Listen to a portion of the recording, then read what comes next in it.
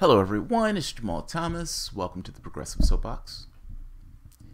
Of all the shows that I do, like of all the topics that I cover and everything else, I often make the point that war matters more.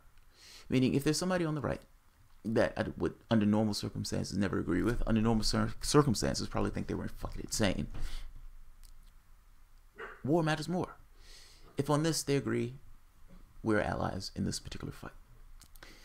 I feel that it is a solemn duty to deal with the war thing severely. And yes, I have a lot of videos on this because I guess that's the equivalent of me screaming at the top of my lungs that, oh my God, they're talking about killing people. And killing people on sketchy premise. Now, if somebody stumbled here, a wayward Democrat, wayward independent, wayward not necessarily politically affiliated in any way, and they're looking at the Syria thing and they don't necessarily know what they think. They won't fully trust mainstream media, but at the same token, they're being told this by all of these sources. What I would say to you is, think. Think. Rise above their narratives. Does it make sense? Just think. Use your own faculty. Use your own reasoning. Accept that Bashar al-Assad is a human being. Accept that as a human being, just like you're a human being, there are things that he wants, things that he dislikes, things that he loves, things that he wants to accomplish. He has allegiances. He has things. He had like political leanings, just like most people. He's a politician. As a politician in that particular country, he's afforded certain capabilities that allow him to get away with being a horrible human being. That's true.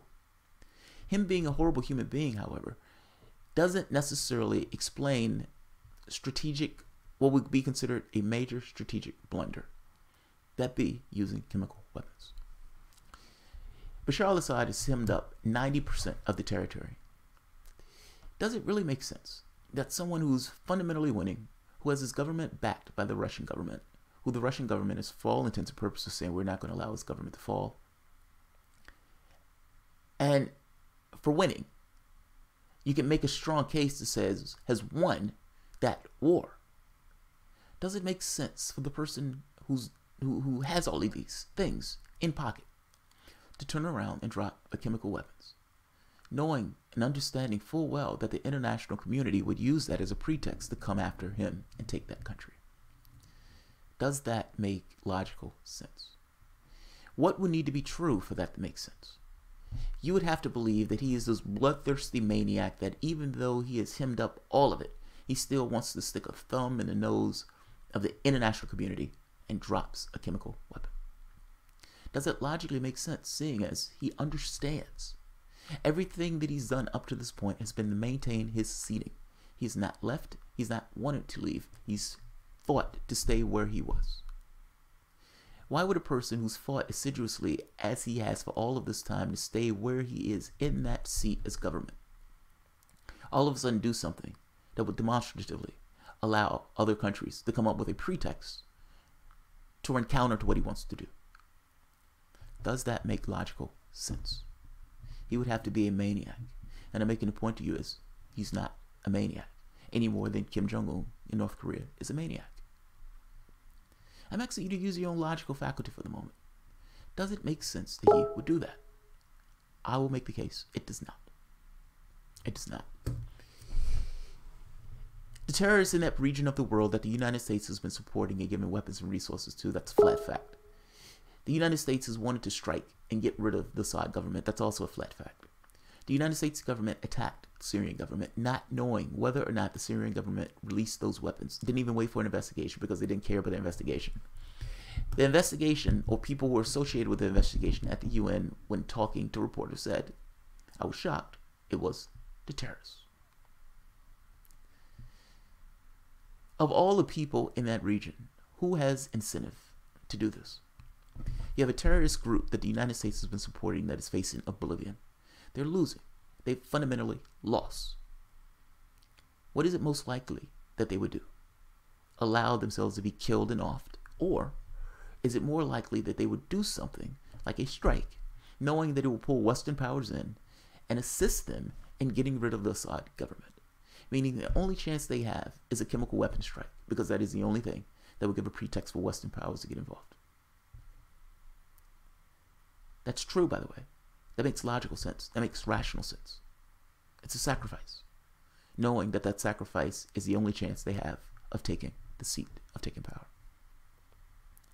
Now, I've given you an honest portrayal of events, and I've given you a logical narrative of those events. I'm making the case to you that the mainstream media's narrative of this makes no sense. They've all on this rush to war on the premise that he's a maniac and is doing something completely contrary to his best interests. Challenge the premise. They're using the premise of previous chemical attack that they're saying Assad did. Now, Obama comes out, Syrian government has attacked his own people. Is that true? UN inspector says not so much. Or the person who's part of it says not so much. Seymour Hersh, investigative journalist, reveals that these guys actually had access to these chemical weapons.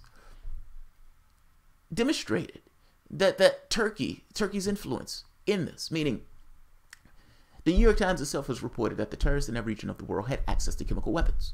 Some of those chemical weapons being funneled through Turkey, but they had access to the same chemical weapons. The chemical weapon signature, a la Seymour Hersh on Democracy Now!, is different, meaning the gas, the Syrian gas, the chemical weapons that the Syrian government used was different than what was used in a chemical strike. I'm making a point to you that they don't know. They're making it up. They want to go after this government. They want to dethrone this government for geopolitical reasons. You may want to say oil. You may say political influence. I don't care. They want to get rid of the government is the operative point. What are you willing to use as a pretext? What are you willing to use in a media war? And the fact is, they haven't established the original pretext that they're using to base these claims on, meaning that there was a chemical strike before, so it's most likely that Assad is the culprit now. When right, to be honest, they never established the before. All evidence points to the terrorists as being the people who did the initial strike. I think it was back in 2013. Trump came in office and didn't care, so he just struck. They're driving you closer into a larger conflict. They're driving you closer into a war. And what I'm asking is, think. Does what they say make sense? I'm not going to keep this one long. I'm going to keep this one short because I want this one to be available to anybody who doesn't necessarily like longer videos. Just think. Use your own faculty. Does it make sense? Thank you. You guys have a good one. If you guys enjoy the content, please feel free to share, like, subscribe, and of course, you can always support the Patreon.